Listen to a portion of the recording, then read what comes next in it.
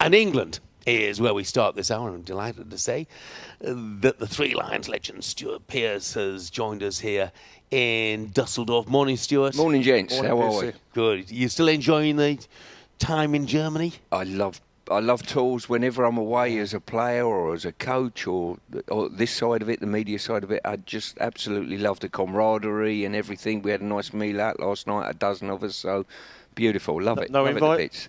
No, sorry about that. I knew you had an early start, gentlemen. You know what I mean? We were on our own, Gabby. No. Pretty much on our own. Yeah. We didn't want to break you two up. You know, you had a candlelit meal, so I heard. When you were in the England squad then, did all the players feel the same way about touring? No. I mean, I can remember we went out to China and we sat round one dinner time and turned round and said, does anyone want to come to Tiananmen Square?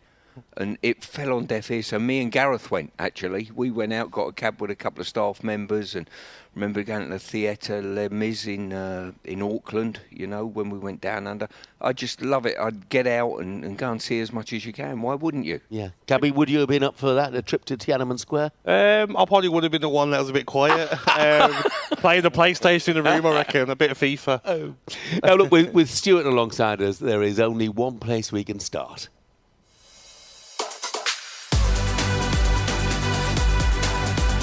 Saka taking 3 or 4 quick steps back.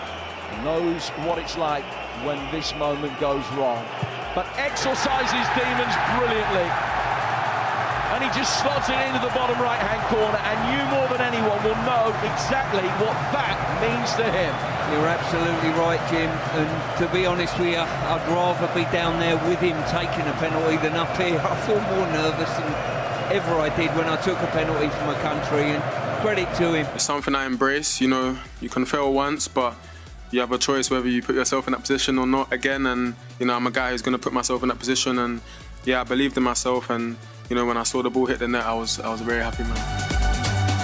Yeah. And we were all happy for him as well. I mean, shamefully demonised in the past, but rightly lauded now. Were you always confident that he was going to step up and he was going to score, Stuart? I was confident because I know the process the England squad and everyone's gone through to make sure that these players are ready for a penalty shootout. When he walked up, I thought to myself, I jotted a list down of 5 people I thought might take penalties, and he was on it. I was delighted to see him walk up, but I tell you what, I was more nervous for him than I was for me when I took my second penalty. I was so proud of him. You know, it takes moral courage to do what he done. If you think you're one of the best 5 penalty takers, you should put yourself forward, whatever your history is before.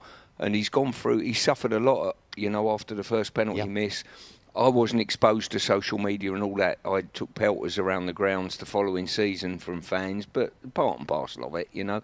But him, so proud of him. Brilliant performance. I think as well, like, the penalty aside, his performance, for me, like, he was the one player that was taking defenders on, getting to the byline, getting crosses in, taking his goal as well. He could have easily passed that and put the responsibility onto someone else, but to take that strike, score that goal, it was our best player, wasn't he? I totally agree. And say people overlook that and just highlight the penalty, and so we should.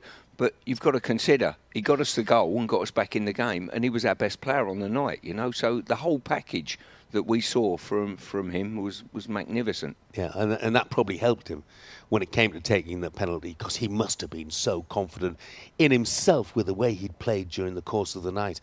After the match, Jude Bellingham spoke to talkSPORT. He thanked the England staff for the penalty training they've received in the build-up to these matches. Obviously a lovely night for our country. Again, you know, it's not the way we want to win. You know, we want to go out and win and steamroll teams, but it's unrealistic at this level. You know, we play against teams that are really well organised, and they're not going to give you anything easy. So you have to earn it, and you have to show character like that at the end. 5 out of 5 penalties rarely happens at this level. So really proud of my teammates and the staff. Jimmy Floyd Hasselbank, who's been really diligent in getting everyone to practice properly. So it pays off in the end. So we're grateful to all them. I think, Stuart, the FA have been reluctant to let 1 or 2 players talk about what sort of penalty coaching they've had, if you like. I mean, when you were playing, were penalties an afterthought? Penalties were sort of, you get to a major tournament and you practice ad hoc. People say, look, it could be a penalty shootout coming up, so practice if you want. I mean, Gabby's been in my care with the under-21s. My vision was, when I took over as under-21 manager, we practiced penalties after every training session. And I'm not talking about at the tournament, I'm talking about 2 years away from it. So we had all the stats of all the players. So the two analysts that work with the senior squad now were with me with the under-21s. They come to me one day and said, we've studied world football penalty shootouts for the last 10 years, and they had every stat on every penalty to feed back to me exactly what the most critical penalties were. So they said to me, look, the most critical penalty is the first one, then the next one's the fourth one. That's why when Ivan Toney went up to take the fourth penalty, I looked with a wry smile on my face, because Steve O'Brien and Mike Baker, I know, had done that work on penalty shootouts and the study of it 20 years ago, not just now. But you're right, though, with the first penalty being most important. Was you shocked that Akanji stood up? Because I thought that would have been a bit strange. Maybe Xhaka or Shaqiri would have been first.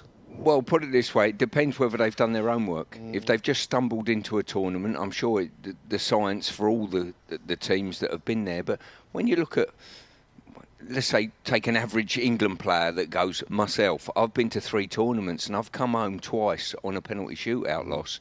So it's got to be critical, you know, and Gareth's had the same history as me, come home from penalty shootouts as well and tournaments. So I think and I'm going to stick my neck out here, I think England are the best prepared team in a penalty shootout in world football. Yeah. If there's anyone any better than that, they've done a really good job, let's say. I mean, it seemed like the preparation had been meticulous, and in truth, well, it wasn't pretty. The last 15 minutes, it looked like we were playing for a penalty shootout. 3 days before the game, we sat and talked, and I talked with Adrian and Jim, and I turned around and said, you know what, I'll take a penalty shootout now. And they looked at me and said, are you sure? I said, I know the preparation these boys have gone through. You know, I think we would be favourites in any penalty shootout. It's not a given. You know, we might go into the next game and it be a penalty shootout and we get beaten. You don't know what the opposition are going to do. But I've got supreme confidence in the process. A perfect penalty as well, wasn't there? You know, you look at Bellingham's, like right in the corner, nice and low. Saka's as well, low in the corner. Palmer's got the confidence. Tony, the no look though. Fair play to him, it works. I'll tell you, scares me though. I've heard that the talkSPORT staff are going to practice the no-look penalty. It could be carnage. Missing the ball. It could literally. Yeah, you don't want to be in the vicinity if that's the case. That is for sure. talkSPORT Breakfast, waking you up Monday to Friday morning from 6 a.m. on AM, on DAB, via the talkSPORT app and on your smart speaker. talkSPORT.